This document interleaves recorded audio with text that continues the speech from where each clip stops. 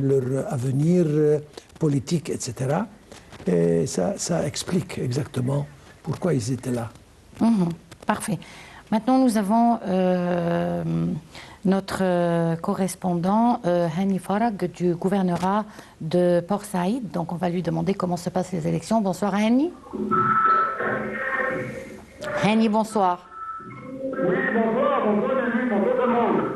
Alors, comment se passent les dernières heures du scrutin à Port Saïd?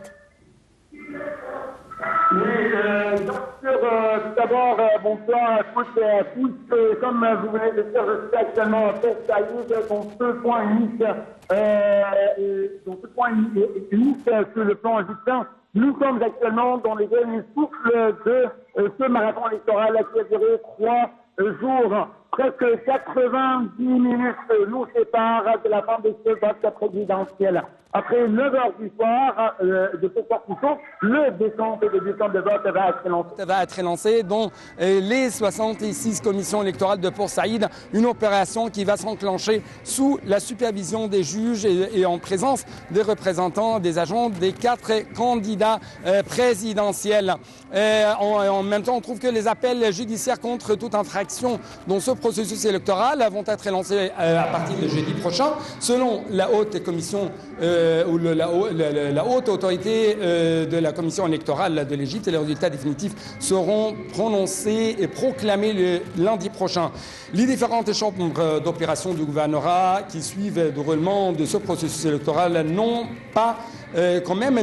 constaté ou reçu aucune plainte qui fait nuire aux procédures, aux critères de ce processus électoral.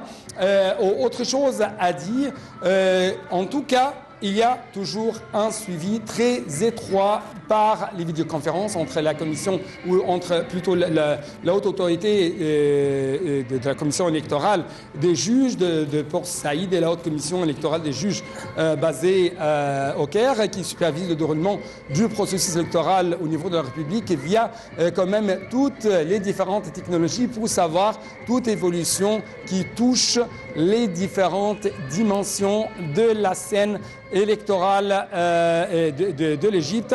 Je parle avec plus de précision du Port Saïd. En fait, sur le terrain, on trouve que des différentes marches ont pris place aujourd'hui matin, dont la plus importante, celle organisée par les étudiants de l'université de Port Saïd. Des marches qui ont pour but d'encourager les citoyens, notamment les jeunes, pour exercer leurs droits constitutionnels. Les étudiants de Port Saïd ont brandi le drapeau de l'Égypte en affirmant leur appartenance à l'Égypte pour poursuivre les démarches de développement et les démarches de la démocratie.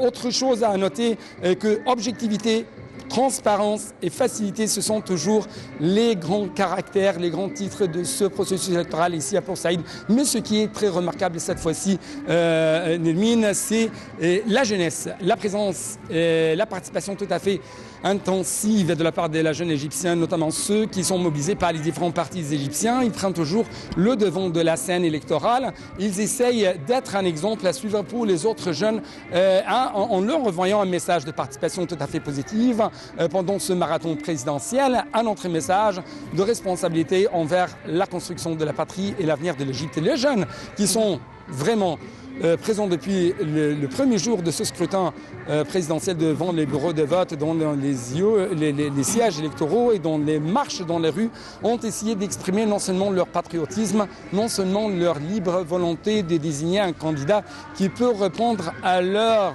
besoins et à résoudre leurs problèmes, comme l'amélioration de leur vie quotidienne, la résolution des problèmes d'emploi, les problèmes de logement, le problème de la garantie de la stabilité et de développement du pays, mais aussi parce qu'ils veulent dire nous sommes ici et faites attention pour chaque prochain candidat présidentiel. Je dois vous rappeler également que le gouverneur de Port Saïd a le gouverneur de Port Saïd a suivi la régularité de ce processus électoral.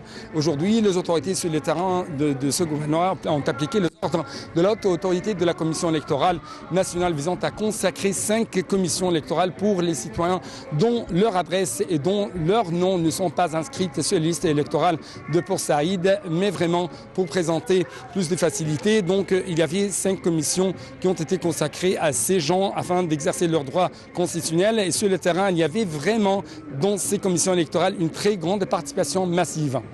Si vous avez, si vous avez quelques... Je te remercie beaucoup et repose-toi. Ça sera un repos bien mérité après ces 3 jours quand même très acharnés pendant lesquels tu nous as fait d'excellentes transmissions de ce qui se passe sur le terrain. Je te remercie beaucoup. Et donc, docteur Raouf Ghafar, on poursuit.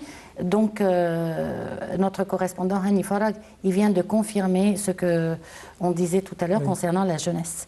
Ce qui fait plaisir vraiment, c'est que la jeunesse, elle a commencé à assumer sa responsabilité aujourd'hui envers son pays, qui est une chose très positive. Oui, ils sont plus conscients de ce qui arrive autour d'eux et